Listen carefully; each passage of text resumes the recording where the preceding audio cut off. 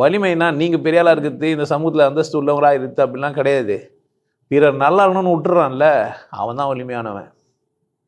அடுத்தவங்க வாழணுன்ற ஒரு வேட்கையோடு இருக்கிறான்ல, அவர் தான் யார்?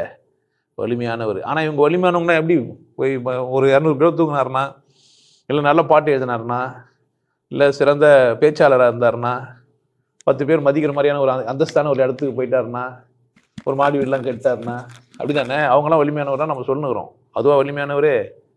எவன் ஒருவன் அடுத்தவனுக்காக இறக்கப்படுறானோ, அடுத்தவன் வாழணும்னு நினைக்கிறானோ அவன் வலிமையானவன் தானே. ஸோ வலிமைக்கு இலக்கணம் ஆளாளுக்கு ஒன்று வச்சுக்கிறாங்க. நான் உங்களுக்கு சொல்கிறதெல்லாம் நீங்கள் தான் வலிமையானவர், உங்களை ஒத்துக்கோங்க. நீங்கள் சிறப்பாக இருங்க. யாருன்னா வசதியாக இருந்தாருன்னா அவர் தகுதிக்கு இருக்கிறாரு. எந்த வசதியானவனும் தங்கத்தை சாப்பிட முடியாது. எல்லாம் என்ன தான் சாப்பிட்டாங்கன்னா, கடவுள் நமக்கு எல்லாருக்கும் ஒன்றா தான் கொடுத்துக்கிறாரு. காற்று, தண்ணி, உணவு, பாலியல் இன்பம் எல்லாருக்கும் எல்லாம் தான் ஒன்று தான். எல்லாருமே எப்படி இருக்கலாம்?